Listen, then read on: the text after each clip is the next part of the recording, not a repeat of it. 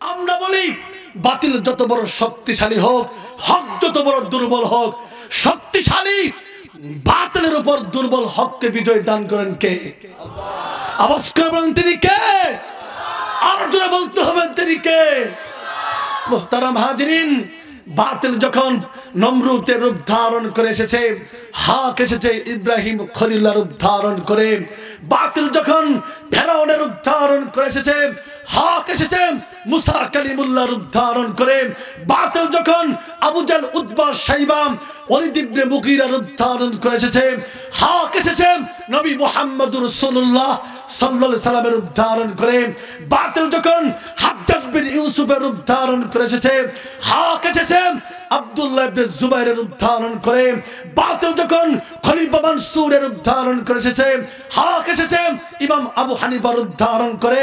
বাতিল যখন খলিফা মুতাসিম বিল্লাহর রূপ ধারণ করে এসেছে, হক এসেছে ইমাম আহমদ ইবনে হাম্বলের রূপ ধারণ করে। বাতিল যখন শাহ আল জুদের রূপ ধারণ করে এসেছে, হক এসেছে ইমাম গাজালির রূপ ধারণ করে। বাতিল যখন ইংরেজদের রূপ ধারণ করে এসেছে, হক এসেছে শাহ আব্দুল আজিজ মুহাদ্দিসে দেলহবির রূপ ধারণ করে। বাতিল যখন নাস্তিক ব্রকারদের রূপ ধারণ করে এসেছে, শাহবাগীদের রূপ ধারণ করে এসেছে, হক এসেছে আল্লামা শাহ আহমদ শফির রূপ ধারণ করে। বাতিল যখন গুজরাটের কসাইমুদ্দির রূপ ধারণ করে এসেছে, হক এসেছে হাফেজ জুনায়েদ বাবু নগরীর রূপ ধারণ করে। বাতিল যখন খুনি হাসিনা রূপ ধারণ করে এসেছে, ভাস্কর্য মূর্তির রূপ ধারণ করে এসেছে, হক এসেছে নিষ্ঠাবান হাফেজ, বিজ্ঞ আলেম, অভিজ্ঞ ফকি, প্রাজ্ঞ মুহাদ্দিস, বারবার কারণ নির্যাতিত মাসলুমে মাকায়েদ, বর্তমান ভবিষ্যৎ প্রজন্মের অবিসংবাদিত নেতা শাইখুল হাদিস ইবনে শাইখুল হাদিস আল্লামা মামুনুল হকের রূপ ধারণ করে। কথা বলো ঠিক না বেঠি? তারাম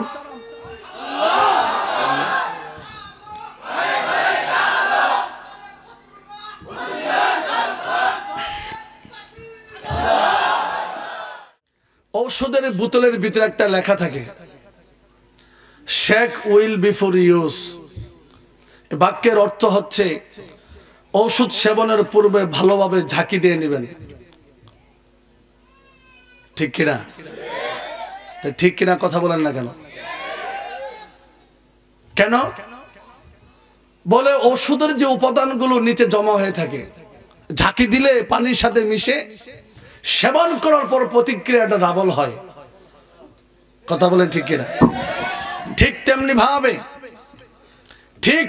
ভাবে আল্লাহ পাক রব্বুল আলামিন তার প্রিয় বান্দাদের উপর বিশেষ করে নিয়ামত যখন দান করেন, ওই নিয়ামত বহন করার মতো যোগ্যতা ক্ষমতা তার আছে কিনা এজন্য তাকে পরীক্ষা করেন, তাকে ঝাঁকি দেন, তাকে পরখ করেন। কথা বলেন ঠিক কিনা? যেমন আল্লাহ পাক রব্বুল আলামিন কোরআনে বলেছেন, সাইয়্যিদুনা ইব্রাহিম আলাইহিস সালাতু ওয়াস সালামকে যখন বিশেষ করে নিয়ামত দিতে চাইলেন, নিয়ামত দেওয়ার পূর্বে পয়গম্বর ইব্রাহিমকে ঝাঁকি দিলেন, পরীক্ষা করলেন, পরখ করলেন, তারপর সেই নিয়ামত তাকে দান করলেন। যেমন আল্লাহ তাআলা কোরআনে বলেছেন, ওয়া ইয বিতালা ইব্রাহিম রাব্বুহু বিকালিমাতিন ফাআতাম্মাহুন্না। আল্লাহ বলে, হে মুহাম্মদ স্মরণ করুন সেই সময়ের কথা যখন ইব্রাহিমকে তার রব কিছু কথোপকথনের মাধ্যমে পরীক্ষা করেছেন। সেই পরীক্ষায় পয়গম্বর ইব্রাহিম উত্তীর্ণ হয়েছেন। আল্লাহু আকবার বলেন। মুহতারাম হাজিরিন, প্রিয় আপনারা চাপাই নবাবগঞ্জের মানুষ, যুবক ভাইরা বিশেষ করে প্রশ্ন করতে পারেন, হুজুর আল্লাহর মাঝে ইব্রাহিমের মাঝে যে কথোপকথনগুলো হয়েছিল সেগুলো কি? কথা কোন ঠিক না? ঠিক। খুলেন তাফসিরে জালালাইন, তিনটি ব্যাখ্যা তিনি এনেছেন। নাম্বার 1, বিআওয়ামির ওয়া নাওয়াহিন কাল্লাফাহু বিহা। নাম্বার 1, যে আল্লাহ পাক রব্বুল আলামিন পয়গম্বর ইব্রাহিমকে কিছু আদেশ, কিছু নিষেধের দায়িত্ব দিয়েছিলেন। ইমাম জালালউদ্দিন সুয়ুতী রাহমাতুল্লাহ আলাইহি লেখেন, আদ্দাহুন্না তাম্মাতিন, সেই দায়িত্ব পয়গম্বর ইব্রাহিম পরিপূর্ণভাবে পালন করেছে। সুবহানাল্লাহ বলেন। নাম্বার 2, যে কিলা হিয়া মানাসিকুল হজ, কোন মুফাসসির বলেন যে পয়গম্বর ইব্রাহিমকে আল্লাহ পাক রব্বুল আলামিন হজের বিধিবিধান দিয়েছিলেন আদ্দা হুন্না তাম্মাতিন, সেই বিধান পয়গম্বর ইব্রাহিম পরিপূর্ণভাবে পালন করেছেন। নাম্বার 3, কিলা কোন মুফাসসির বলেন আল মাজমাজাতু ওয়াল ইস্তিনশাকু ওয়াস সিওয়াকু ওয়া কাসসু শারিবি ওয়া ফারকুর রাসি ওয়া কালমুল আযফারি ওয়া নাতফুল ইবতি ওয়া হালকুল আলাতি ওয়াল খিতান ওয়াল ইস্তিনজাউ। কোন মুফাসসির বলেন যে আল্লাহ পাক রব্বুল আলামিন পয়গম্বর ইব্রাহিমকে 10টি দায়িত্ব দিয়েছিলেন। নাম্বার 1, কুলি করা, নাকে পানি দেওয়া, মেসওয়াক করা। এরপরে মুছ কাটা, চুলের সিঁথি কাটা, নখ কাটা, বগলের যে চুল ফেরানো, নাভির নিচে চুল মূলোৎপাটন করা, খতনা করা, ইস্তেনজা করা। প্রিয় চাপায়ের ভাই, যুবক ভাইরা বলতে পারে, হুজুর জন্মের পর থেকে আমার মা, আমার আব্বা কিভাবে কুলি করতে হয়, কিভাবে চুল কাটতে হয়, কিভাবে নখ কাটতে হয়, সব সিস্টেম শিখাইলো। এইগুলো আবার আল্লাহ কর্তৃক পয়গম্বরের উপর দায়িত্ব হতে পারে কিনা প্রশ্ন জাগে কি জাগে না? মুহতারাম হাজিরিন, এর জবাব হচ্ছে, মনে রাখবেন, কুলি করা, নাকে পানি দেওয়া, চুল কাটাম, নখ কাটাম, এই 10টা বিষয়ের ভিতরে আল্লাহর নবীর সুন্নাত আছে, আখলাক আছে, ইসলামের একটা নীতি নৈতিকতা আছে, সিস্টেম আছে। অপরদিকে তোমাদের বন্ধু মেসি, নেইমার, ইহুদি, খ্রিস্টান, বেঈমান, নাস্তিকদের একটা কালচার আছে। কথা বলো ঠিক না বেঠিক? আমি সেই দিকে যাব না। আমার বলার উদ্দেশ্য হলো এই যে পয়গম্বর ইব্রাহিমকে পরীক্ষা করেছেন। কথা বলেন ঠিক কিনা? ইব্রাহিমকে পরীক্ষা করলেন, পরীক্ষা করার পর ফল কি দাঁড়ালো? এই যে আমাদের বাচ্চারা পরীক্ষা দিল, রেজাল্ট আছে না নাই? জোরে বলে আছে না নাই? কোরআনকে প্রশ্ন করেন, কোরআন পয়গম্বর ইব্রাহিম যে পরীক্ষা দিল তার রেজাল্টটা কি? কোরআন তার রেজাল্ট ঘোষণা করে, ক্বালা ইন্নী জাইলুকা লিন-নাসি ইমামা। আল্লাহ বলেন, পরীক্ষা করার পরে, ঝাঁকি দেওয়ার পরে, পরখ করার পরে পয়গম্বর ইব্রাহিমকে আমি গোটা পৃথিবীর সমস্ত মানুষের নেতা বানিয়ে দিলাম। আল্লাহু আকবার বলেন। তার মানে নেতৃত্ব দেওয়ার পূর্বে ইব্রাহিমকে পরীক্ষা করা হয়েছে, পরখ করা হয়েছে, ঝাঁকি দেওয়া হয়েছে। তারপর ইব্রাহিমের হাতে গোটা পৃথিবীর সমস্ত মানুষের নেতৃত্ব তুলে দেওয়া হয়েছে। কথা বলেন ঠিক না বেঠিক? মুহতারাম হাজিরিন, এখানেই শেষ নয়। মিল্লাতা আবিকুম ইব্রাহিম, আল্লাহ পাক রব্বুল আলামিন পরীক্ষা করার পরে, ঝাঁকি দেওয়ার পরে, পরখ করার পরে পয়গম্বর ইব্রাহিমকে গোটা পৃথিবীর সমস্ত মুসলমানের জাতির পিতা বানায় দিয়েছে। কথা বলেন ঠিক না বেঠিক? মুহতারাম হাজিরিন, চিৎকার করে বললেন, জাতির পিতার নাম কি? আবার বলেন, জাতির পিতার নাম কি? সবাই বলে না, না বলার একটা কারণ আছে। কথা বলেন ঠিক কিনা? না বলার একটা কারণ হলো, বিগত 15 বছরের বয়ের ভিতরে পড়ছেন জাতির পিতা শেখ মুজিব, দেওয়ালের ভিতরে পড়ছেন জাতির পিতা শেখ মুজিব। আপনি ফ্লাইওভারের সেতুতে উঠার আগে পড়ছেন যে জাতির পিতা Sheikh Mujib elevated express way, জাতির পিতা সেতু, জাতির পিতা অমুক। কথা কন ঠিক না বেঠিক? 15 বছরে জাতির পিতা যে ইব্রাহিম ভুলে আরেক জাতির পিতা বক্ষে ধারণ করেছেন, তার নাম হচ্ছে শেখ মুজিব। কথা বলেন ঠিক না বেঠিক?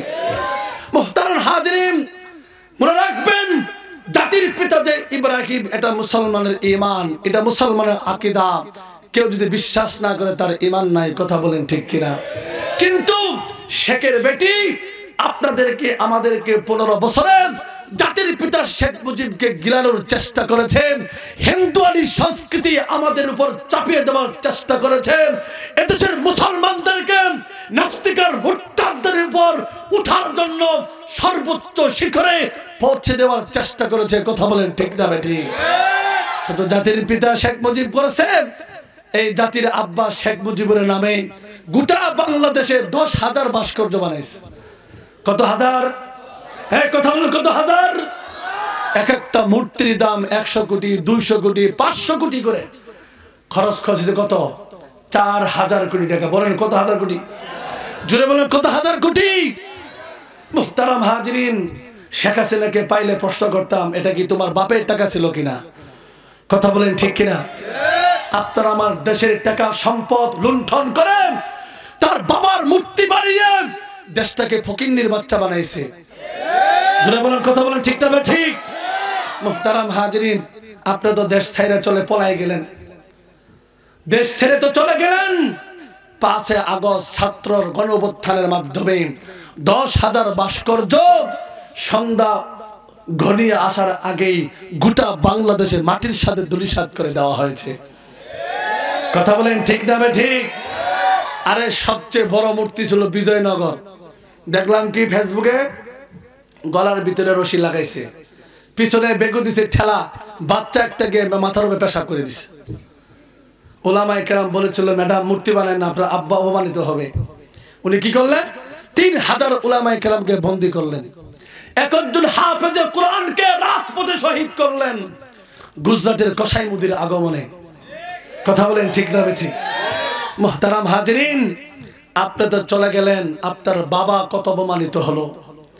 মুহতারাম হাজিরিন, বুঝার চেষ্টা করবেন 5 আগস্ট গণঅভ্যুত্থানের মাধ্যমে সমস্ত মূর্তি নামে ভাস্কর্য নামে মূর্তিগুলোকে মাটির সাথে ধূলিসাৎ করে দেওয়ার মাধ্যমে প্রমাণ হয়েছে 56,000 বর্গমাইল লাল সবুজের বাংলাদেশ কোন দলের কাছে, কোন জাতির কাছে, কোন পরিবারের কাছে ইজারা দেওয়া হয় নাই। লাল সবুজের বাংলাদেশ এটা মুসলমানের দেশ, কোরআনের দেশ, সুন্নাহর দেশ, ইসলাম প্রেমিক তাহুদি জনতার বাংলাদেশ। কথা বলো, ঠিক না ঠিক?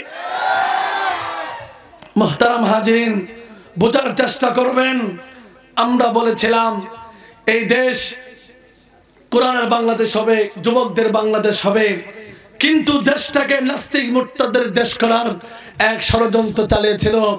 আমরা বলি বাতিল যত বড় শক্তিশালী হোক, হক যত বড় দুর্বল হোক, শক্তিশালী বাতিলের উপর দুর্বল হককে বিজয় দান করেন কে?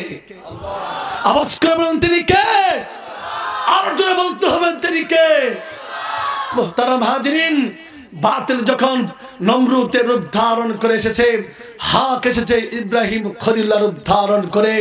বাতিল যখন ফেরাউনের রূপ ধারণ করে এসেছে, হক এসেছে মুসা কালিমুল্লাহর রূপ ধারণ করে।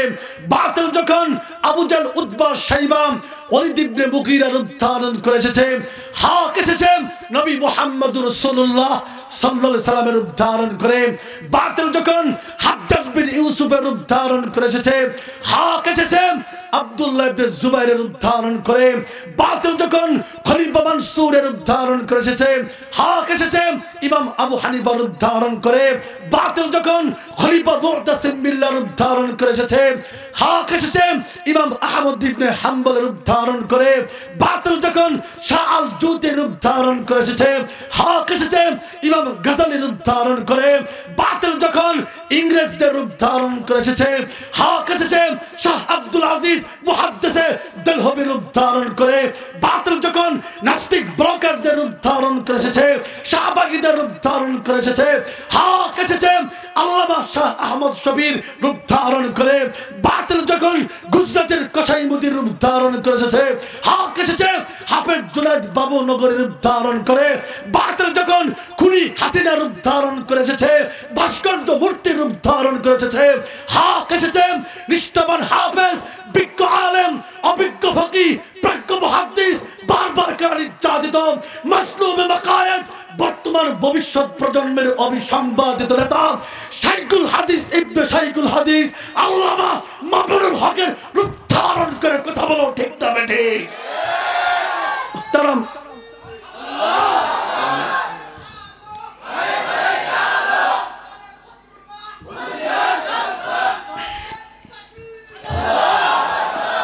মুহতারাম হাজিরিন, চাঁপাইনবাবগঞ্জের যুবক ভাইদেরকে বলতে চাই, সজাগ দৃষ্টি রাখতে হবে। তোমার আমার সোনার বাংলাদেশকে নিয়ে এক চক্রান্ত চলছে। কথা বলো, ঠিক না ঠিক? কারণ আজ মুসলমানদের অবস্থা অত্যন্ত নাজুক। কেবল মুসলমানরাই হচ্ছে কাফের মুশরিকদের আক্রমণের একমাত্র লক্ষ্যবস্তু।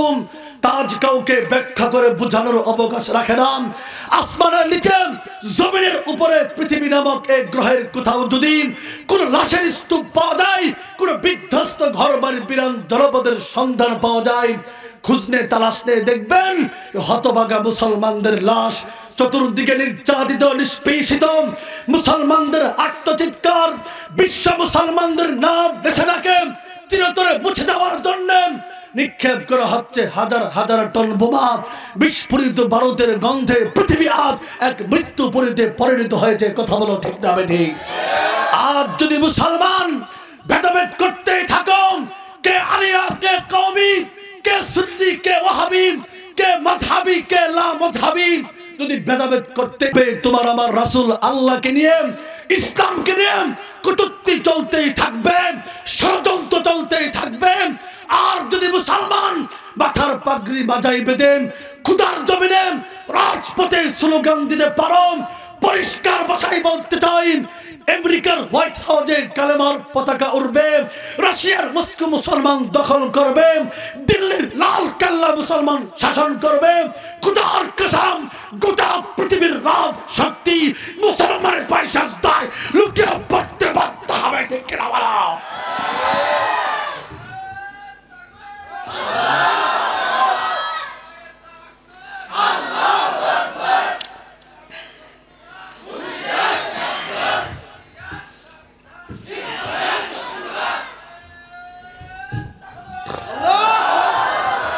প্রস্তুত আছেন তো ইনশাআল্লাহ? বলেন, আসমানকে সৃষ্টি করেছেন, জমিনকে বিছিয়েছেন, সাগর মহাসাগরকে প্রবাহিত করেছেন, সূর্য পাহাড় পর্বতকে স্থাপন করেছেন, সবুজ বৃক্ষের সারিকে সাজিয়েছেন, চাঁদের বুকে জোছনাকে ঢেলে দিয়েছেন। মুহতারাম হাজিরিন, এই হলো মুসলমানদের স্লোগান, আল্লাহু আকবার, আল্লাহু আকবার। কথা বলেন ঠিক না বেঠিক?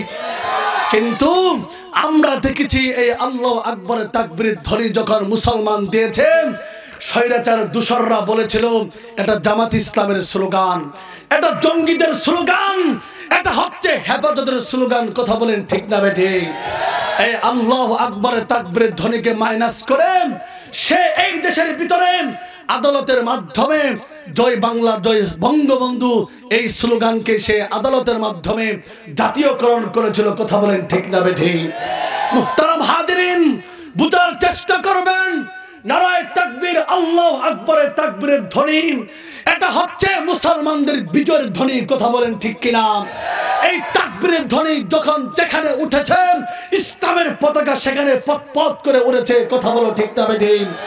আরে খন্দকের যুদ্ধে যখন কাফের মুশরিকরা উদীয়মান রাষ্ট্র মদিনাকে বিপর্যস্ত করার জন্য সংঘবদ্ধ হয়ে হামলার চক্রান্ত করেছিল, আল্লাহর নবী বলেছিলেন কাফেরদেরকে কিভাবে ঠেকানো যায়। সালমান ফার্সি পরামর্শ দিয়েছিলেন আমরা পরীক্ষা খনন করব, খন্দক করব, তার ফলে তারা শত্রুরা মদিনায় ঢুকতে পারবে না।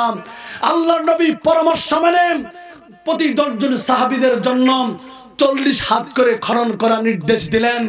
আমর ইবনে আউফ বলেন, আমি সালমান, হুযাইফা, নু'মান ইবনে মুকাররিন এবং সৈয়দুন আনসারী সাহাবী মিলে 10 জন মিলে 10 জন খননের দায়িত্ব পেলাম। প্রথম স্তর খনন করলাম, দ্বিতীয় স্তর যখন খনন করতে যাব তখন দেখলাম আমাদের সামনে একটা সাদা চকচকে পাথর উদ্ভাসিত হয়েছে। আমরা সেখানে আঘাত করলাম, আমাদের সেই শাবলটা ভেঙে গেল। সালমান ফার্সি বলেন, আমি সেই শাবল নিয়ে আল্লাহ রাসূলের দরবারে গেলাম। রাসূল তুর্কি তাবুতে অবস্থান করতেছিলেন, সব কিছু খুলে বললাম। আল্লাহ রাসূল আমার কাছ থেকে সেই শাবলটি নিয়ে সেই পাথরে প্রচন্ড জোরে আঘাত করলেন। পাথর 2 টুকরা হয়ে গেল। আঘাতের সাথে সাথে পাথর থেকে আলো বিচ্ছুরিত হয়ে মদিনার পাহাড়ের মধ্যবর্তী অঞ্চল আলোকিত হয়ে গেল। এই আলো যেন অন্ধকার রাতের প্রদীপ্ত প্রদীপ ছিল। মুহতারাম হাজিরিন, আল্লাহর নবী সেদিন বিজয়ের তাকবীরের ধ্বনি দিয়েছিলেন, আল্লাহু আকবার বলে ধ্বনি প্রতিধ্বনিত দিয়েছিলেন। মুসলমানরাও ধ্বনি দিলেন। দ্বিতীয়বার আঘাত করলেন, আরেকটা আলো বের হলো। আল্লাহর নবী বিজয়ের তাকবীরের ধ্বনি দিলেন, সাহাবায়ে কেরাম দিলেন। তৃতীয়বার আঘাত করলেন, আবার আলো বের হলো। আল্লাহর নবী আল্লাহু আকবরের তাকবীরের ধ্বনি দিলেন। এইবার 3 বার তিনি তাকবীরের ধ্বনি দিলেন। মুসলমানরা বললেন, 3 বার বিজয়ের তাকবীরের ধ্বনি দিলেন। রহস্যটা কি? সেদিন আল্লাহর নবী বলেছিলেন, আমি যখন প্রথম পাথরে আঘাত করেছিলাম একটা আলো বের হয়েছিল, সেই আলোর মাধ্যমে আমার কাছে স্পষ্ট দেখা দিয়েছিল হীরা রাজ্যের রাজপ্রাসাদগুলো, পারস্যের শহরগুলো, সেইগুলো আমার নিকট কুকুরের দাঁতের মতো চকচক করতেছিল। জিবরাইল আমিন বলেছিল আপনার উম্মত এই অঞ্চলগুলো জয় করবে। দ্বিতীয়বার আঘাত করলাম, সেই আলোর মাধ্যমে আমার নিকট স্পষ্ট হয়ে গিয়েছিল রোম সাম্রাজ্যের লাল লাল প্রাসাদগুলো, সেইগুলো কুকুরের দাঁতের মতো দেখা যাচ্ছিল। জিবরাইল এসে কানে কানে বলল, ইয়া রাসূলুল্লাহি, আপনার উম্মত এই অঞ্চলগুলো বিজয় করবে। তৃতীয়বার আমার কাছে একটা আলো বের হলো, সেই আলোর মাধ্যমে স্পষ্ট দেখা যাচ্ছিল সানআ রাজ্যের রাজপ্রাসাদগুলো, সেইটাও কুকুরের দাঁতের মতো দেখা যাচ্ছিল। আল্লাহর নবী জিবরাইল আমিন এসে বলতেছে, ইয়া রাসূলুল্লাহি, আপনার উম্মত এই শহরগুলো বিজয় করবে।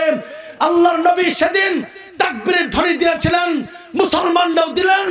আল্লাহর নবী বলেন, তোমরা সুসংবাদ গ্রহণ করো, খুশি হও। সাহাবায়ে কেরাম আলহামদুলিল্লাহ বললেন, এটা সত্য প্রতিশ্রুতি। মুহতারাম হাজিরিন, খন্দকের এই কাহিনী থেকে স্পষ্ট হয়ে গেল আল্লাহু আকবার, নারায়ে তাকবীর, আল্লাহু আকবার, এটা হলো মুসলমানদের বিজয়ের ধ্বনি। কথা বলেন ঠিক না ঠিক? মুহতারাম হাজিরিন, এটা কোনো হেফাজতের স্লোগান নয়, জামাত শিবিরের স্লোগান নয়, জঙ্গির স্লোগান নয়। 18 কোটি মানুষ এবং গোটা বিশ্বের 150 কোটি মুসলমানের বিজয়ের তাকবীরের ধ্বনি হচ্ছে আল্লাহু আকবার। কথা বলেন ঠিক না ঠিক? এই তাকবীরের ধ্বনি যখন আল্লাহ রাসূল দিয়েছেন, খন্দকের যুদ্ধে বিজয় হয়েছেন, এই তাকবীরের ধ্বনি যখন শাহজালাল দিয়েছেন, গৌর গোবিন্দ রাজপ্রাসাদ নেস্তানাবুদ হয়ে গিয়েছে, এই তাকবীরের ধ্বনি যখন ভারতের মুস্কান দিয়েছে, হিন্দু সাম্রাজ্যের রাজপ্রাসাদগুলো থরথর করে কেঁপেছিল। এই তাকবীরের ধ্বনি যখন 5 আগস্টে ছাত্র বিপ্লবের সময় দেওয়া হয়েছিল, খুনি হাসিনা বাংলাদেশ ছাড়তে বাধ্য হয়েছিল। ঠিক কিনা বলো?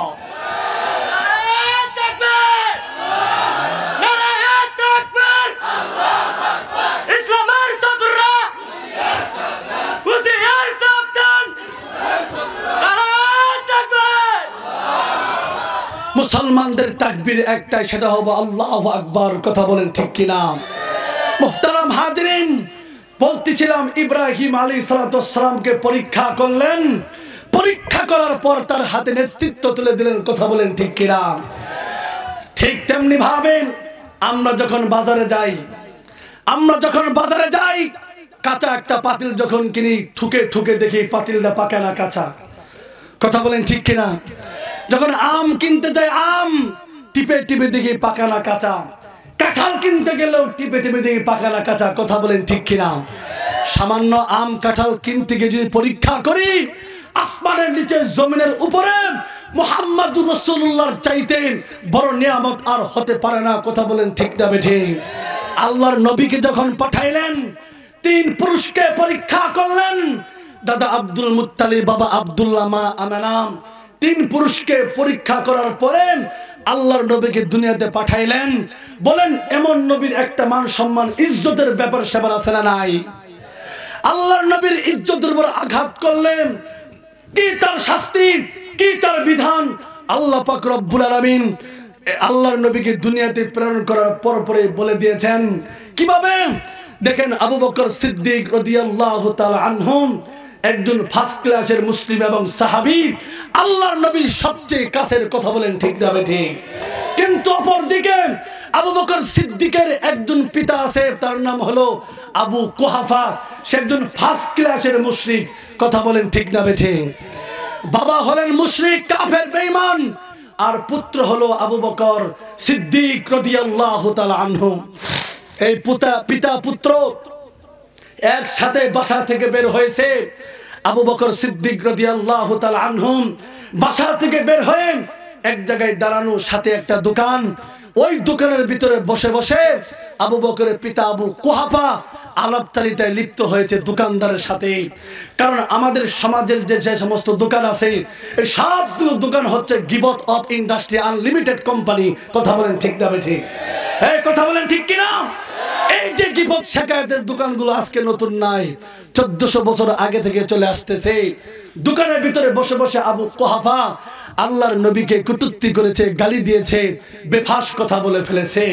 মুহতারাম হাজিরিন, হে যুবক, মিলাও আবু বকরের প্রেম ভালোবাসার সাথে তোমার প্রেম কাহিনী। কি প্রেম কাহিনী! আবু বকর সিদ্দিক সাথে সাথে তার পিতা আবু কুহাফা বৃদ্ধ বাবা, একদম বৃদ্ধ হয়ে গিয়েছে, কলারটা ধরে সামনে এনে এক থাপড়া দিয়েছে গালের ভিতরে। এক থাপড়াকে বৃদ্ধ বাবা, দুর্বল বাবা, মুখ থুবড়ে জমিনের ভিতরে পড়ে গিয়েছে। মুহতারাম হাজিরিন, এমন থাপড়া দিয়েছেন যেই থাপড়াকে বাবা জমিনের ভিতরে বেহুশ হয়ে পড়ে গেছে, হুঁশ নাই। একটু পরে হুঁশ ফিরে এলো। হুঁশ ফিরার পরে ফেল ফেল দৃষ্টিতে আবু বকরের দিকে তাকায় থাকেন। আবু বকর বাবার চোখের ভাষা বুঝলেন যে আবু কুহাফা বলতে চাচ্ছে আরহামু উম্মতি বি উম্মতি আবু বকর। ইসলামের নবী বলেছে সবচেয়ে সব হৃদয়ের মানুষ হচ্ছে আবু বকর। আবু বকর, তুমি পিতার গায়ে হাত তুলেছ, কামটা তুমি ঠিক করো নাই। কথা বলেন ঠিক না বেঠিক? আবু বকর বুঝতে পারলেন বাবা কি বলতে চাই, সাথে সাথে জবাব দিলেন। খেয়াল করে শুনবো চাপাই নবাবগঞ্জের যুবক ভাইরাম। আবু বকর বললেন, হে পিতা, তোমার তো ভাগ্য বলো আমার হাতে তরবারি নাই। যদি তরবারি থাকতো থাপড়া নয় বরং এক টুপ দিয়ে দেহ থেকে তোমার গর্দান আলাদা করে দিতাম। কথা বলেন ঠিক না বেঠিক? বাবাকে সিগন্যাল দিয়ে আবু বকর সিদ্দিক রাদিয়াল্লাহু তাআলা আনহু আল্লাহর নবীর দরবারে চলে গেলেন। আল্লাহ রাসূল দেখলেন আবু বকরের চেহারার ভিতরে চিন্তার পেরেশানির ছাপ। জিজ্ঞাসা করলেন, আবু বকর, তুমি টেনশন পেরেশান হচ্ছ কেন? আবু বকর বললেন, ইয়া রাসূলুল্লাহি, আমার বাবা আপনাকে নিয়ে কটূক্তি করেছে, গালি দিয়েছে। বৃদ্ধ বাবা, তার গালের ভিতরে এমন এক চাপাটাঘাত করেছি, এমন এক থাপড়া দিয়েছি, এক থাপড়াকে আমার বাবা আবু কুহাফা মুখ থুবড়ে জমিনের ভিতরে পড়েছে। আল্লাহ রাসূল বললেন, আবু বকর, তুমি সত্যি কি এই কাজ করেছো কিনা? আবু বকর বললেন, জি ইয়া রাসূলুল্লাহি, আমি আবু বকর এই কাজ করেছি। রাসূল বললেন, এটা তো উমরের কাজ, তুমি কেন করলা? কি ইয়া রাসূলুল্লাহ, আমি করেছি। রাসূলের ভিতরে মায়া লাগছে, বাবার গায়ে হাত তুলছে। আল্লাহর নবী বললেন, আবু বকর, ওয়াদা করো পিতার গালে এমন কোনোদিন আর কোনোদিন হাত তুলবা না। আবু বকর চিন্তা করলেন, দয়ার নবী, মায়ার নবী, রাহমাতাল লিল আলামিন, তার মায়া লাগছে, দয়া লাগছে, এজন্য বলছে। পরক্ষণে আবু বকর বলতেছে, ইয়া রাসূলুল্লাহি, আপনাকে নিয়ে গালিগালাজ করবেন, আল্লাহকে নিয়ে গালিগালাজ করবেন, ইসলামকে নিয়ে কটূক্তি করবেন। আবু বকরের দেহের ভিতরে এক বিন্দু রক্ত থাকা পর্যন্ত আবু বকর বরদাস্ত করবে না। কথা বলো ঠিক না বেঠিক? মুহতারাম হাজিরিন, এই সব কিছু আল্লাহ পাক রব্বুল আলামিন আসমানের উপর থেকে দেখতেছিলেন। ঠিক না বেঠিক বলেন? জিব্রাইলকে বললেন, যাও মুহাম্মদকে জানায় দাও আবু বকর যে পিতাকে থাপড়া দিয়েছে, এটা তার ঈমান, এটা তার প্রেম, এটা তার ভালোবাসা, এটাই তার আশিক রাসূলের হওয়ার পরিচয়। কথা বলেন ঠিক না বেঠিক? আল্লাহর নবীর কাছে জিব্রাইল সূরাতুল মুজাদালা 22 নম্বর আয়াত, ফেসবুকে গুগলে সার্চ দিয়ে তোমরা বহুত কিছু দেখো যুবক ভাইরা। আজকে যাবা গুগলে সার্চ করবা সূরাতুল মুজাদালা, লিখবা 22 নম্বর আয়াত, দেখো নারায়ণগঞ্জ থেকে আসছে মুফতি রাকিবুল ইসলাম মাহমুদী যে কথাগুলো বলেছে কোরআনের সাথে সেই কথাগুলোর সম্পর্ক আছে কিনা। মুহতারাম হাজিরিন, সূরাতুল মুজাদালার 22 নম্বর আয়াত জিবরিল আমিন নাজিল করে দিলেন। আল্লাহ নবীকে বললেন, হে মুহাম্মদ, লা তাজিদু কওমান ইউমিনুনা বিল্লাহি ওয়াল ইয়াউমিল আখির ইউআদুনা মান হাদ্দাল্লাহ ওয়া রাসূলহু ওয়ালাউ কানু আবাহুম আও আবনাআহুম আও ইখওয়ানাহুম আও আশীরাতাহুম। আল্লাহ পাক রব্বুল আলামিন বলেন, হে মুহাম্মদ, কোন জাতি, কোন সম্প্রদায়, কোন কওমকে আপনি এমন পাবেন না যেই জাতি, যেই সম্প্রদায়, যেই গোষ্ঠী আল্লাহ এবং আখিরাতকে বিশ্বাস করে, সেই জাতি, সেই গোষ্ঠী কখনো আল্লাহ এবং তার রাসূলের দুশমনদের সাথে বন্ধুত্ব স্থাপন করতে পারে না। কথা বলো ঠিক না বেঠিক? সেই আল্লাহ এবং রাসূলের দুশমন, ওয়ালাউ কানু আবাহুম, যদিও নিজের পিতা হয়, আও আবনাআহুম, যদিও নিজের সন্তান হয়, আও ইখওয়ানাহুম, যদিও নিজের ভাই ব্রাদার হয়, আও আশীরাতাহুম, যদিও নিজের গোষ্ঠীর লোক হয়, কিন্তু যেই জাতি, যেই সম্প্রদায় আল্লাহ এবং যেই জাতি, যেই সম্প্রদায় আল্লাহ এবং রাসূলের সাথে দুশমনি করে, তার তাদের সাথে ইসলামী কোন গোষ্ঠী কোন সম্প্রদায় কখনো বন্ধুত্ব স্থাপন করবে না। কথা বলেন ঠিক না বেঠিক? মুহতারাম হাজিরিন, আল্লাহ পাকের আয়াতের মাধ্যমে সমস্ত মুহাদ্দিস, সমস্ত মুফাসসির, সমস্ত ফকিহ, সমস্ত ইসলামী স্কলাররা একমত হয়েছে আল্লাহ এবং তার রাসূলের দুশমনের একটাই শাস্তি, সেই শাস্তির নাম হচ্ছে মৃত্যুদণ্ড। কথা বলো ঠিক না বেঠিক? বলেন আল্লাহ এবং তার রাসূলের দুশমনের শাস্তির নাম কি? এই সবাই বলেন সেই শাস্তির নাম কি? মৃত্যুদণ্ড। এই তো শুনলেন আবু বকরের কাহিনী। এবার আসেন একটা ওমরের ঘটনা শোনাবো। দুই ব্যক্তি ঝগড়া লাগছে, সমাধান খুঁজে পায় না। সমাধানের জন্য আল্লাহ রাসূলের দরবারে গেছে, গিয়ে বলতেছে ইয়া রাসূলুল্লাহ এই ঘটনা সমাধান দেন। রাসূল সব কিছু শুনলেন, শুনে বললেন তুমি সত্যবাদী আর তুমি হচ্ছে মিথ্যাবাদী। এই কথা বলে দরবার থেকে বের করে দিলেন। রাসূলের দরবার থেকে বের হয়ে বলে যে বিচারটা মানে তাল গাছটা আমার। কথা বুঝেন নাই? কি বলে?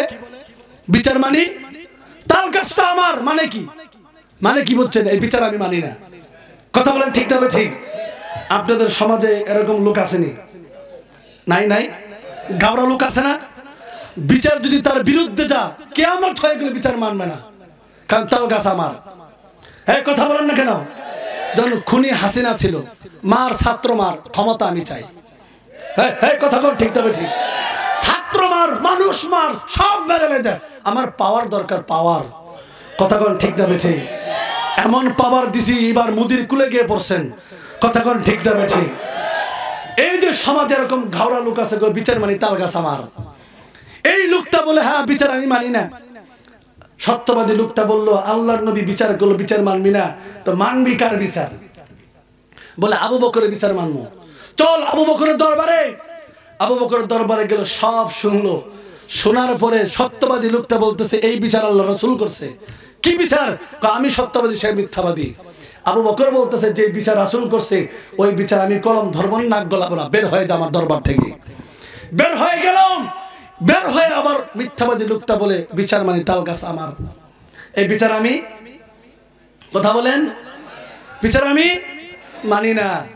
খুনি হাসিনা ওই সেনা মারছে, 5 আগস্টে মানুষ মারছে, 18 সালে মারছে, 21 সালে মারছে, মারতে মারতে তার কলিজা বড় হয়ে গেছে। কতক্ষণ ঠিক না বেঠিক? 24 সালেও মারছে, আরো মারতে চেয়েছিল। কতক্ষণ ঠিক না বেঠিক? এই আল্লাহ রাসূল বিচার করছে মানে না, আবু বকর বিচার করছে মানে না, তো মানবি কার বিচার? কই উমরের দরবারে যাবো। কার দরবারে? হ্যাঁ কার দরবারে? সত্যবাদী লোকটা খুব খুশি, এবার তো খেলা হবে। হ্যাঁ কথা কন না কেন? কথা কন, এবার তো খেলা হবে। গেছে উমরের দরবারে, সব শুনছে। সত্যবাদী লোকটা বলে এই বিচার আল্লাহ রাসূল করছে মানে নাই, আবু বকর করছে মানে নাই, আপনার দরবার আসছে। উমর বলতো তোর দরা দুই দিনে খারা, আমি তো ঘর থেকে আসি। কথা বলেন ঠিক কিনা? আর জোরে বলেন। ঘরের ভিতরে গেছেন, নাঙ্গা একটা তরবারি নিছেন, এনে তরবারিটা মিথ্যাবাদী লোকটার গর্দানের উপরে রাখছে। রাখে বলতেছেন যে বিচার আল্লাহ রাসূল করেছেন, আবু বকর করেছেন, ওই বিচার যদি কোনো ব্যক্তি না মানে সে আর যাই হোক না কেন সে মুমিন মুসলমান হতে পারে না। কথা বলেন ঠিক না বেঠিক? সে আল্লাহ এবং রাসূলের দুশমন। যে আল্লাহ এবং রাসূলের দুশমন তার তো দুনিয়ায় থাকার কোনো বিধান নাই। কথা বলেন ঠিক কিনা? 18 সালে মারছে, 9 সালে মারছে, 13 সালে মারছে, 24-এও মারতে চেয়েছিল। আমরা বলি এত খুনি তো আর যাই হোক না কেন সে কখনো মুসলমানদের বন্ধু হতে পারে, সে শত্রু। সে হলো খুনি গুজরাটের কসাইমতির সেবাদাস। বাংলাদেশে থাকার তো অধিকার নাই, যাও তুমি গুজরাটের কসাইমতির কাছে। কথা বলেন ঠিক না বেঠিক? উমর যে কাজটা করেছে আমাদের ছাত্ররা সেই একই কাজ করেছে। কথা বলেন ঠিক কিনা? উমর বললেন তার তো থাকার দুনিয়াতে অধিকার নাই। একটা কূপ দিলেন, দেহ থেকে গর্দানটা আলাদা হয়ে গেল। সত্যবাদী লোকটা দৌড়াতে দৌড়াতে আল্লাহ রাসূলের দরবারে গেছে, গিয়ে বলতেছে ইয়া রাসূলুল্লাহ কিচ্ছা খতম হয়ে গেছে। রাসূল বলে কি খতম? কি কিচ্ছা খতম? দুই ব্যক্তি যে আসছিলাম বিচার নিয়ে আপনার কাছে, বিচার তো আপনি করছেন, কিন্তু ওই গাদারা তো আপনার বিচার মানে নাই। আবু বকরের কাছে গেছি, একই বিচার মানে নাই। সর্বশেষ উমরের কাছে গেছি, কিচ্ছা খতম। কি খতম? তার গর্দান দেহ থেকে আলাদা করে দিছে। ইয়া রাসূলুল্লাহ, আমারও মারতো, আমি দৌড়ে আপনার কাছে চলে আসি, আমার ধরতে পারে নাই। কারবারটা বুঝছেন? মুহতারাম হাজিরিন, আল্লাহ রাসূল সাল্লাল্লাহু আলাইহি সাল্লাম বললেন যে লোকটা আমার কাছে যে বিচার নিয়ে, ততক্ষণ পর সে মুসলমান ছিল। উমরকে একজন মুসলমানকে মারলো, কামনা ঠিক করে নাই, কারণ সেটা একজন মুসলমান প্রাথমিকভাবে, কিন্তু সে যে পরবর্তীতে কাফের হয়ে গেছে, আয়াত তো ততক্ষণে নাজিল হয় নাই। কথা বলেন ঠিক কিনা? মুহতারাম হাজিরিন, আল্লাহ পাক রব্বুল আলামিন জিবরাইলকে বললেন, সূরাতুন নিসা 63 নম্বর আয়াত খুলেন, বুঝেন, পড়েন, অনুবাদ করেন। সারে নজুল বললেন, জিবরাইলকে বললেন তাড়াতাড়ি আয়াত নাজিল করে মুহাম্মদকে জানায় দাও, উমর যে কাজটা করছে তার এটাই প্রেম, এটাই ভালোবাসা, এটাই আশিক রাসূলের পরিচয়, এটাই হচ্ছে মুসলমানদের ঈমান। কথা বলেন ঠিক কিনা? আল্লাহ নিজের কসম খায় বলতেছে উমর রাইট, উমর ঠিক আছে। সূরাতুন নিসা 63 নম্বর আয়াত আজকে খুলে গিয়ে পড়ে দেখবেন, ফালা না রব্বিকা, হে রাসূল আপনার রবের কসম, আপনার রবের কসম, লা ইউমিনুনা হাত্তা ইউহাক্কিমুকা ফীমা শাজারা বাইনাহুম, যে দুই ব্যক্তি ঝগড়া লেগেছে আপনাকে বিচারক হিসেবে মানে নাই, সে আর যাই হোক না কেন সে মুমিন হতে পারে না। কথা বলেন ঠিক কিনা? সুতরাং এ মুহাম্মদ, উমর কোন মুমিনকে মারে নাই, মুসলমানকে মারে নাই, সে একজন গুস্তাখকে এবং সাতেব রাসূলকে মেরেছে। কথা বলেন ঠিক না বেঠিক? ইয়া রাসূলুল্লাহি, আপনি যে বিচার করে দিবেন সেই বিচার শুধু মানলেই হবে না, সুম্মা লা ইয়াজিদু ফি আনফুসিহিম হারাজাম মিম্মা কাদাইতাম, আপনি যে ফয়সালা দিবেন সেই ফয়সালা সম্পর্কে কোনো ধরনের কণ্ঠবোধ থাকা যাবে না।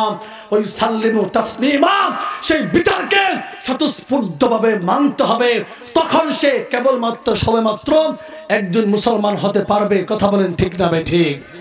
মুহতারাম হাজিরিন, আল্লাহ পাকের দুইটি আয়াত, কোরআনের দুইটি আয়াতের মাধ্যমে আল্লাহ পাক রব্বুল আলামিন আপনাদেরকে আমাদেরকে একটি কথা বোঝানোর চেষ্টা করেছেন, দুনিয়ার সব কিছুর চাইতে আপোষ করা যাবে, আমাকে মেরে ফেলবে, গালি দিবে, বাবাকে মারবে, মাকে মারবে, ধন সম্পদ সবকিছু কেড়ে নিবেন, গোল টেবিলে বসে আপোষ করার, সমাধানের করার সম্ভাবনা রয়েছে, কিন্তু আল্লাহ এবং রাসূলকে গালি দিবে, ইসলামের বিরুদ্ধাচরণ করবে, কটূক্তি করবে, সেই আল্লাহ এবং রাসূলের ইসলামের দুশমনদের সাথে কোন ধরনের কম্প্রোমাইজ এবং আপোষ করার সুযোগ নাই। কথা বলেন ঠিক না বেঠিক?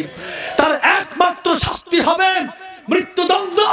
পরিষ্কার ভাষায় 56,000 বর্গমাইল লাল সবুজের বাংলাদেশে বলি, আল্লাহ এবং রাসূলের দুশমনের কোনো দলীয় পরিচয় নাই, কোনো বংশীয় পরিচয় নাই, কোনো গোত্রীয় পরিচয় নাই। আল্লাহ এবং রাসূলের দুশমনের একটাই পরিচয়, ও শেষ বিশ্ব সভ্যতার দুশমন, ও মানবতার দুশমন, সে আল্লাহ এবং রাসূলের দুশমন, সে মুসলমানদের কলিজার দুশমন। কথা বলো ঠিক না বেঠে? এই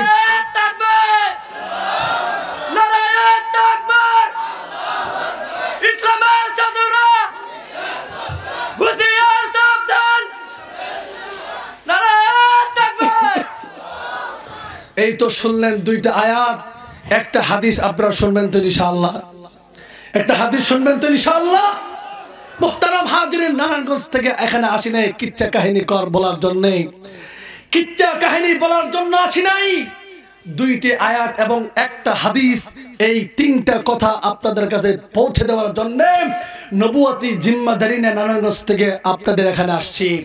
শুনেন আল্লাহর নবীর হাদিস কি বলেন।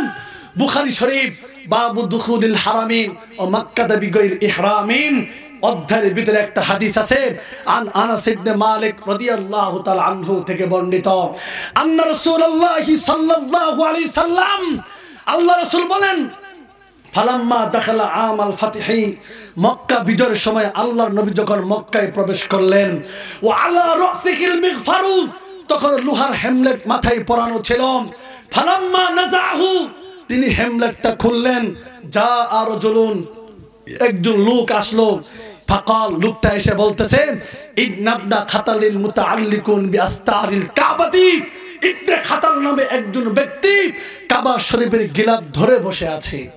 ফাকাল, রাসূল বললেন, উকুতুলুহু, তাকে সেখানে হত্যা করো। মুহতারাম হাজিরিন, হাদিস সাহেব যারা আছেন তারা জানেন হেরেমের ভিতরে একটা উকুন মারাও হারাম, চুল ফেলানো হারাম, নখ কাটা হারাম। হাজি সাহেব আছেন তো ইনশাল্লাহ? আছেন হাজি সাহেব? কে কে? হ্যাঁ, হারাম না? ওখানে আবার হত্যাকাণ্ড কিভাবে জায়েজ হয়? প্রশ্ন জাগে কি জাগে না? তাছাড়া আল্লাহর নবী বিজয়ের মক্কা বিজয়ের সময় ঘোষণা করলেন, যারা নাকি আবু সুফিয়ানের ঘরের ভিতরে ঢুকবে, হেরেমের ভিতরে যারা ঢুকবে তাদের সমস্ত অপরাধ মাফ। এতটা সত্ত্বেও মক্কা বিজয়ের সময় ইবনে খাতাল কাবা শরীফের গিলাফ ধরে থাকলেন, তারপরে সেখানে তাকে হত্যা করার নির্দেশ দিলেন। কারণটা কি? কথা বলেন ঠিক কিনা? প্রশ্ন জাগে কি জাগে না? প্রশ্ন জাগে, প্রশ্নের উত্তরও আছে। বুখারী শরীফের বিখ্যাত ব্যাখ্যা গ্রন্থ নাম তার ফাতহুল বারী। ইবনে হাজার আসকালানী রাহমাতুল্লাহ আলাইহি বলেন, উদীয়মান রাষ্ট্র মদিনার প্রধানমন্ত্রী যখন আল্লাহ রাসূল, তখন মদিনার কর আদায়ের জন্য দায়িত্ব দিয়েছিলেন ইবনে খাতালকে। এই ইবনে খাতাল প্রাথমিকভাবে একজন মুসলমান ছিল। আল্লাহর নবী আদর করে তাকে কর আদায়ের দায়িত্ব দিলেন, তুমি কর আদায় করবা।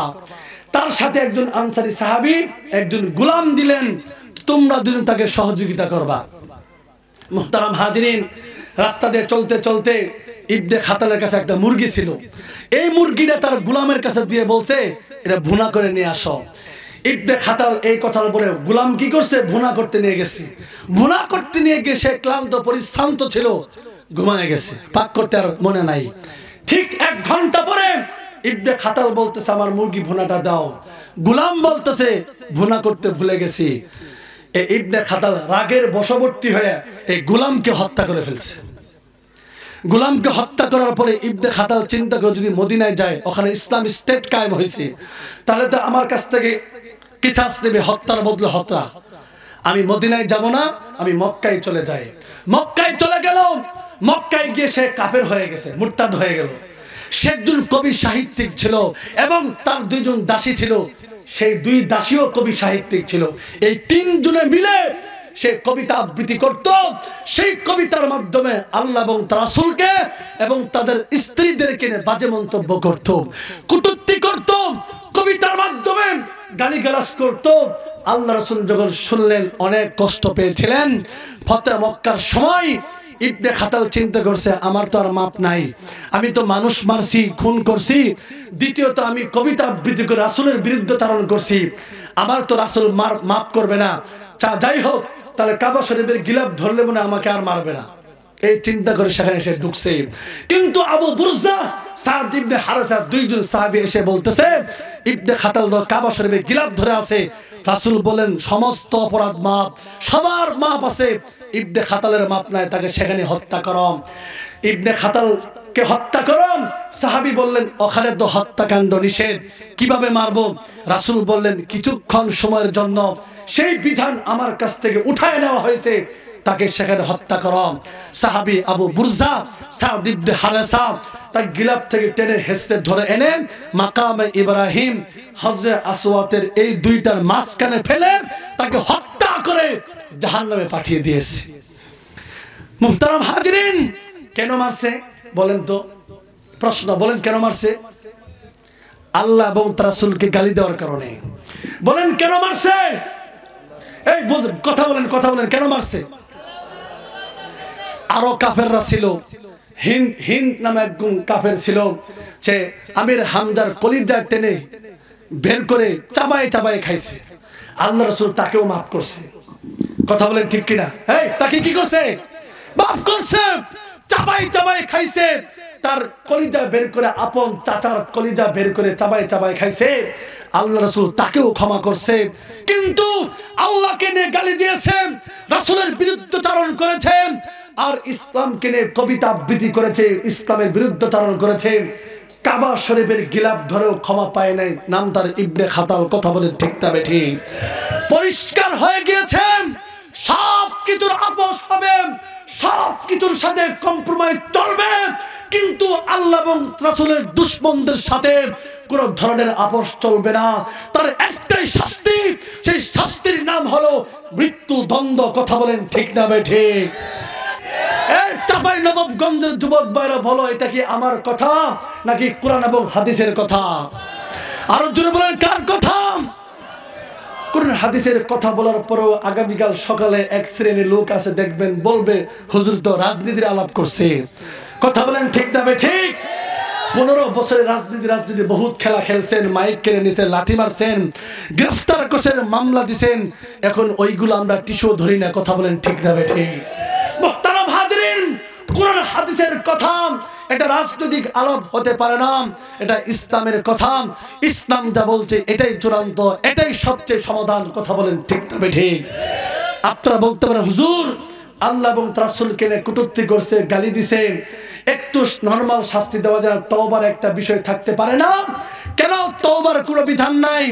শুনেন, অল্প সময়ের মধ্যে একটু কথা বলি, কেন এই সুযোগ নাই? কেন তওবার সুযোগ নাই? কেন মাপ নাই? কারণ হচ্ছে রাসূলুল্লাহ সাল্লাল্লাহু আলাইহি সাল্লাম মানব সভ্যতার অহংকার। রাসূলুল্লাহ সাল্লাল্লাহু আলাইহি সাল্লামের কাছে গোটা মানব জাতির ঋণী।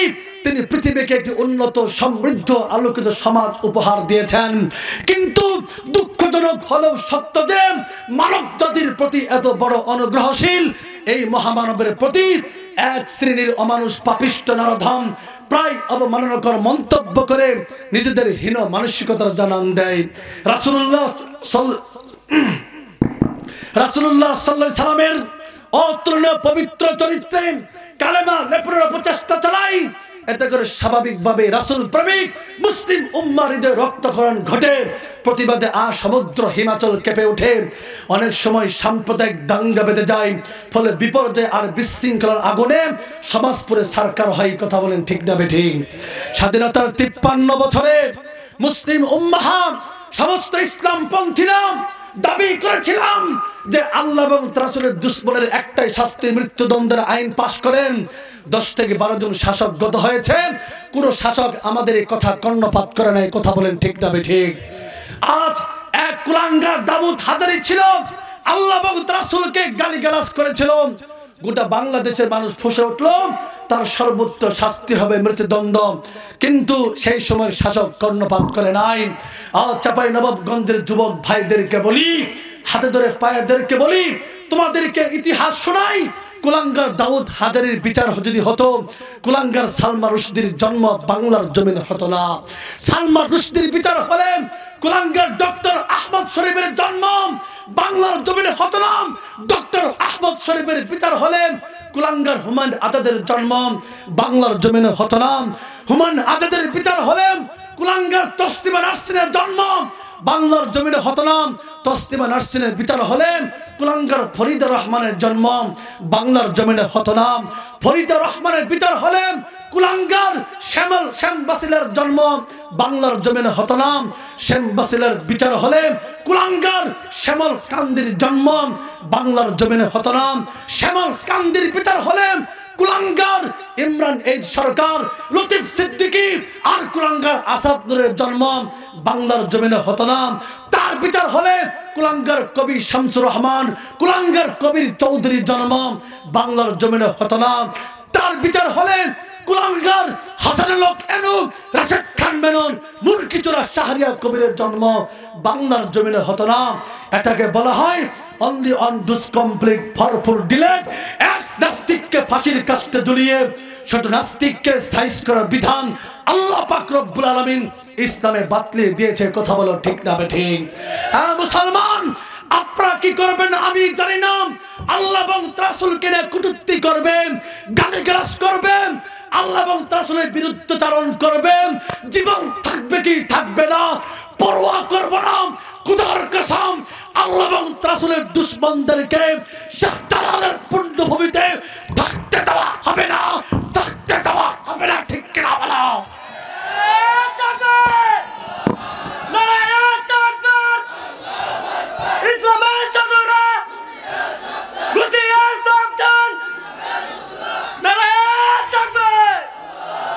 হ্যাঁ চাঁপাইনবাবগঞ্জের যুবক ভাইরা, তোমাদেরকে বলি, তোমরা হচ্ছ আমাদের কাছে আম কাঁঠালের বীজের চাইতে দাবি।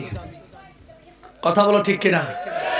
এক আম কাঁঠালের বীজের ভিতরে লক্ষ কোটি আম কাঁঠাল লুকায়িত থাকে। একজন যুবকের ভিতরে লক্ষ কোটি মানুষের হেদায়েতের মশাল থাকে। কথা বলো ঠিক না বেঠিক? বিজয়ের সূর্য সেখানে উদিত হয়েছে, যুবকরা যেখানে রক্ত দিয়েছে। কথা বলো ঠিক কিনা? যেমন 52 ভাষা আন্দোলন চলতেছিল, যুবক তোমরা যখন রক্ত দিয়েছ 52 ভাষা আন্দোলন সফল হয়েছে।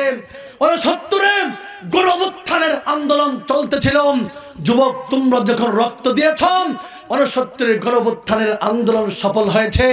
71-এ স্বাধীনতা বিপ্লবের আন্দোলন চলতেছিল, যুবক তোমরা যখন রক্ত দিয়েছ 69-এর 71-এর স্বাধীনতা বিপ্লবের আন্দোলন সফল হয়েছে। 75-এ সিপাহী বিপ্লবের আন্দোলন চলতেছিল, যুবক তোমরা যখন রক্ত দিয়েছ 75-এর সিপাহী বিপ্লবের আন্দোলন সফল হয়েছে। 90-এ স্বৈরাচার পতনের আন্দোলন চলতেছিল, যুবক তোমরা যখন রক্ত দিয়েছ 90-এর স্বৈরাচার পতনের আন্দোলন সফল হয়েছে। আর 94-এ তসলিমা নাসরিন যখন দেশ বিরোধী, স্বাধীনতা বিরোধী, বুরকা বিরোধী চক্রান্ত করতেছিল, যুবক তোমরা যখন স্লোগান তুলেছিলে এক দফা এক দাবি, তসলিমা তুই কখন যাবি, যেই তসলিমা বুরকার বিরুদ্ধাচরণ করেছিল সেই তসলিমা বুরকা পরে মামুর বাড়ি দিল্লি গিয়ে পড়েছিল।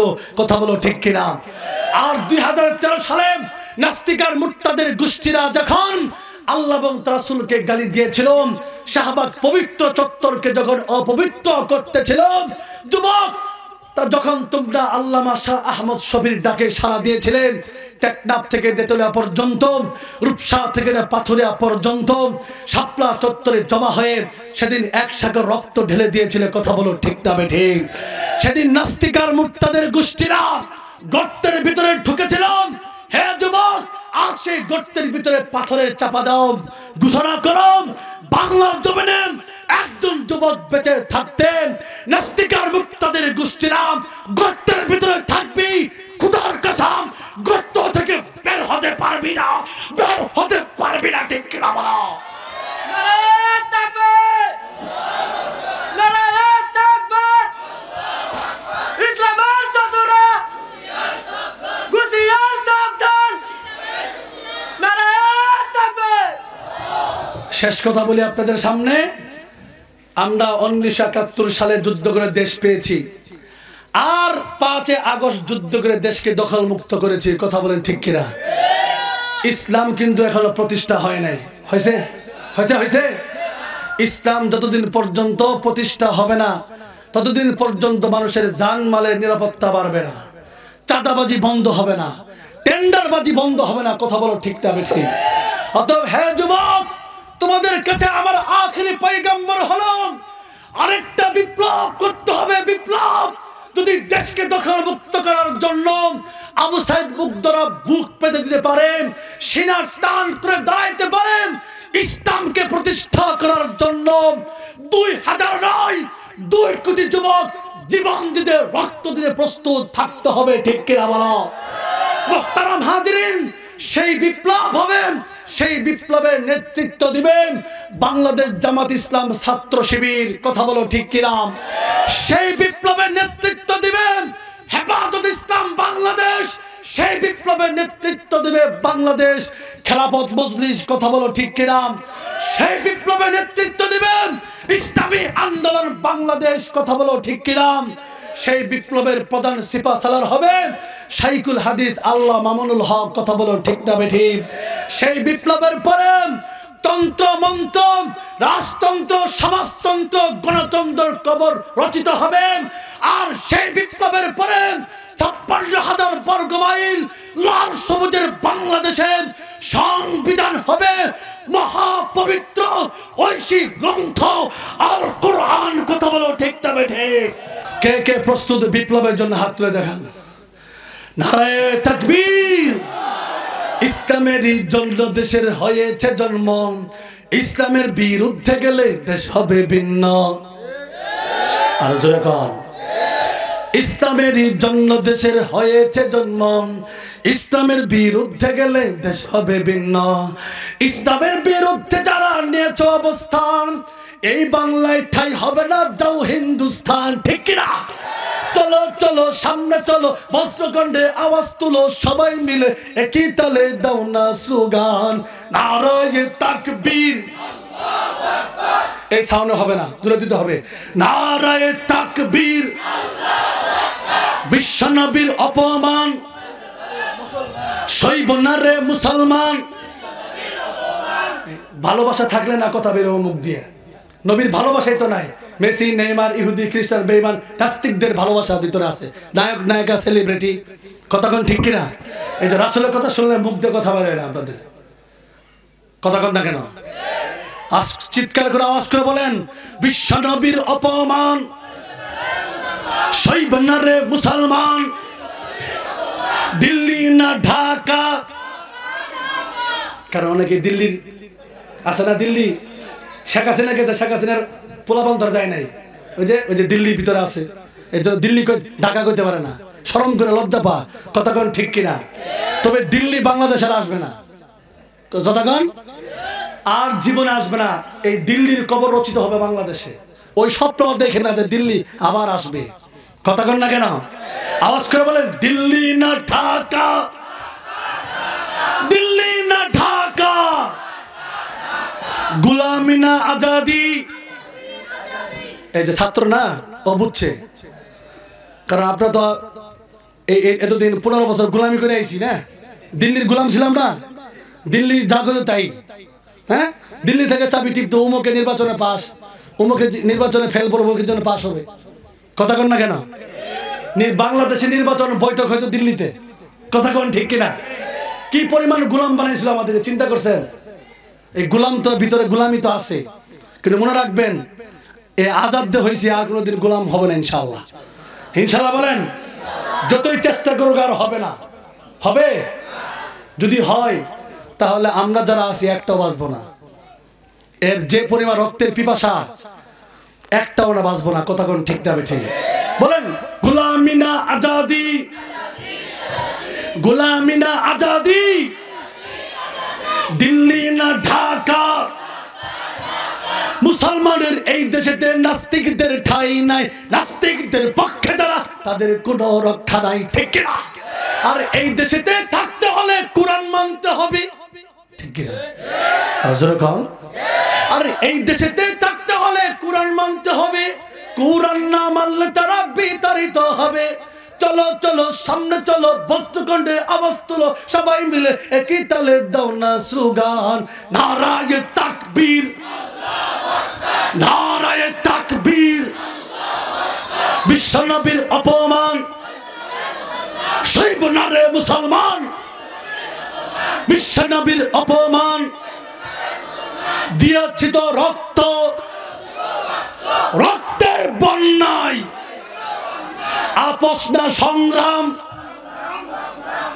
আপোষ করবেন? তাহলে সংগ্রাম করেন না কে? বলেন, আপোষ না সংগ্রাম, দিল্লি না ঢাকা, গোলামি না আজাদি, নারায়ে তাকবীর। প্রস্তুত আছেন তো ইনশাআল্লাহ? দেখেন, আরো 1000 বক্তা আর আমি অনেক পার্থক্য, কথা বুঝছেন? আমি একটা মিশন নিয়ে কাজ করি। আমার মিশনটা কি জানেন? এই 15 বছরে ইসলামের যত ক্ষয়ক্ষতি হয়েছে, মানুষের অন্তরের ক্ষতি, কথা বুঝেন নাই? এই 15 বছর মানুষ দিল থেকে অনেক ভুলে গেছে। 15 বছর আগে মানুষের যে ইসলামের জজবা ছিল, এই 15 বছরে সব শেষ করে দিছে, কথা কন না? 15 বছরের আগের সেই ইসলাম আপনাদের অন্তরে দেওয়ার জন্য আমি এইগুলা স্লোগান মুখস্থ করাই, কথা বুঝেন নাই? এই স্লোগান দিলেই তো বলতো রাজাকার, জঙ্গি। এই টেক লাগাই দুই একবারে জেল আয়না করে, কথা কন না কেন? এই স্পিরিট যতদিন পর্যন্ত মুসলমানের ছিল, ততদিন পর্যন্ত ইসলামের বিরুদ্ধাচরণ করা কোনো নাস্তিক মুরতাদ সাহস পায় নাই। যখনই এই জঙ্গি টেক লাগানো শুরু হয়েছে, তখনই ইসলামের বিরুদ্ধাচরণ করা শুরু হয়েছে, কথা কন ঠিক কিনা? আর একজন মুসলিম হিসেবে তার মূল উদ্দেশ্য হলো দুনিয়াতে খেলাফত কায়েম করা, কোরআন আল্লাহর দ্বীন কায়েম করার জন্য। কেন? ওয়াইদ ক্বালা রাব্বুকা লিল মালাইকাতি ইন্নী জাইলুন ফিল আরদি খলিফা। আল্লাহ মানুষের বানাইছি আমি আমার প্রতিনিধিত্ব করার জন্য, কথা বলেন ঠিক কিনা? তা আমাদের মূল উদ্দেশ্য কি? এই জমিনে খেলাফত কায়েম করা, আল্লাহর দ্বীন কায়েম করা, ঠিক কিনা? এই গণতন্ত্র, সমাজতন্ত্র, রাষ্ট্রতন্ত্র কবর দিতে হবে ইনশাআল্লাহ বলেন। এই জন্য ইমান আমাদের অনেক কমে গেছে। ইমানটা বৃদ্ধি করার জন্য এই সমস্ত স্লোগান একটু শেষের দিকে আমি আইসা দেই, যাতে করে আপনার অন্তরের ভিতরে ইমানটা জাগ্রত হয়। বেজার হয়েছেন? রাগ করছেন? সকালবেলা ঘুমতে উঠে দেখবেন আমার নামে কি পরিমাণ গীবত শেখা শুরু হয়েছে। ক্যালকুলেশন করবেন ওটা স্বৈরাচারের দালাল। কথা কোন ঠিক কিনা? ওটা দেখবেন ওর চরিত্র 15 বছর স্ট্যাটাস খুঁজে দেখবেন আমলিক ছিল, কুলাঙ্গারদের দল ছিল। কথা কোন ঠিক কিনা? 2টা মামলা দিছে। কয়টা মামলা? সালাম ফিরে শুনি হুজুর আপনার মামলা হয়েছে আসরের নামাজ। কে মামলা? আপনি বলে গাড়ি ভাঙচুর করছেন। আস্তাগফিরুল্লাহ। আমি 1 মাস ধরে বাড়িতে যাই না, নামাজ পড়াই আপনাদের নে। কয় হয়তো জানি মামলা খেলাম কি লেগে, হুজুর কইতে পারি না। কথা বুঝছেন? কি দোষ ছিল, অপরাধ ছিল? 18 কোটি মানুষ, মামলা হয়েছে 36 কোটি। কথা কন না কেন? 15 বছর আমাদের ভাইরা ঘুমাইতে পারে না বাসা বাড়িতে। কথা কন না কেন? দাঁড়িয়ে রাখছি ঘুমাইতে পারে নাই, তুমি আমাদের দিয়ে একটু ইসলামের কাজ করে ঘুমাইতে পারে নাই। কি অপরাধ ছিল আমাদের? কথা কন ঠিক কিনা? আমাদের বাসার বাংলাদেশের জন্ম, বাংলাদেশের নাগরিক ছিলাম।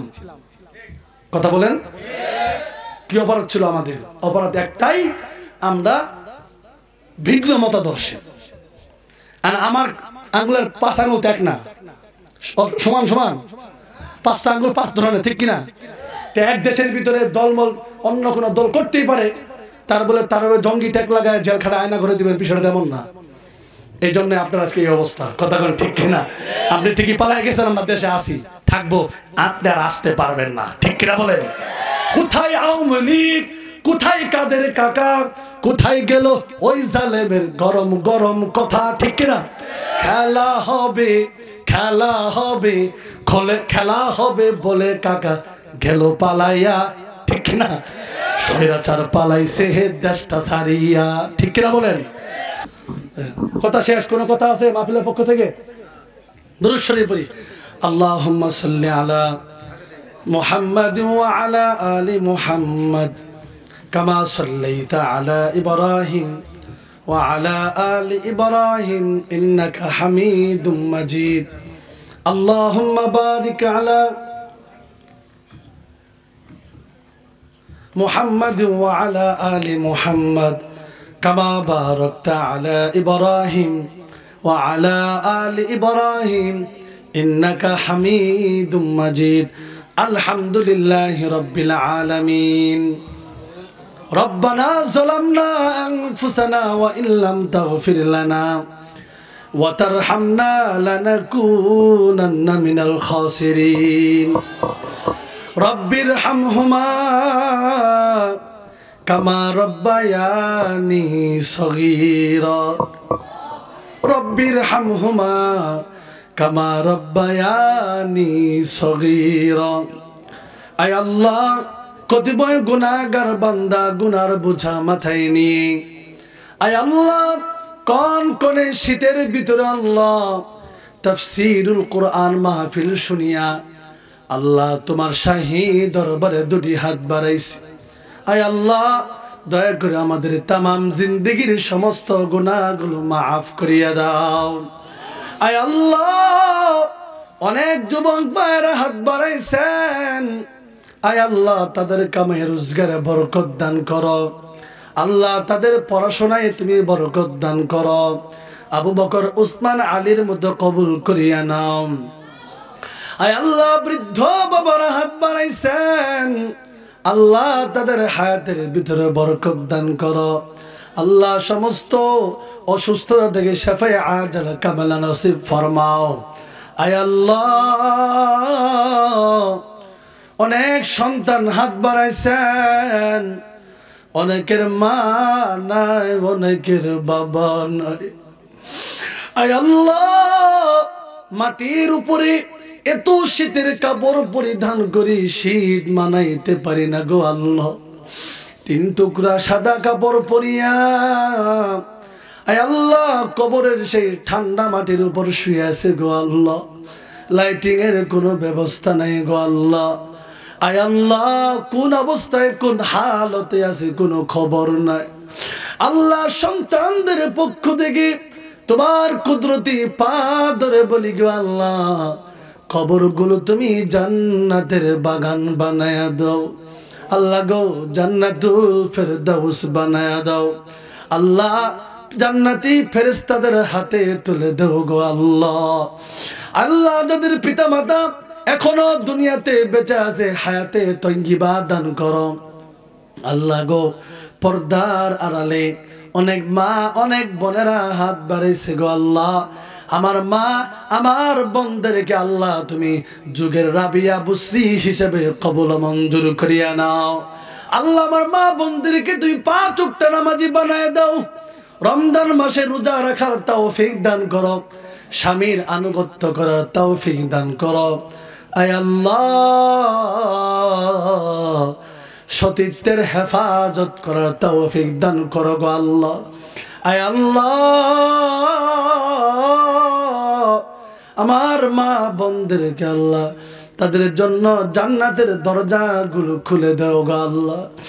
আল্লাহ সমাজ থেকে বহুত মানুষ ইন্তেকাল করিয়া, বহুত যুবক ভাইরা, বহুত কচি কচি মাসুম বাচ্চারা ইন্তেকাল করিয়া অন্ধকার কবর শায়িত, প্রত্যেকের কবরগুলো তুমি জান্নাতের বাগান বানায় দাও। আয় আল্লাহ এই মাহফিলে উপলক্ষ করিয়া আল্লাহর ঘরে আল্লাহ কত মানুষ টাকা দান করলো, প্রবাসী ভাইরা দান করেছে, এলাকার মানুষ দান করেছে। আল্লাহ তাদের দানগুলো তুমি সোনার মদিনায় পৌঁছায়া দাও।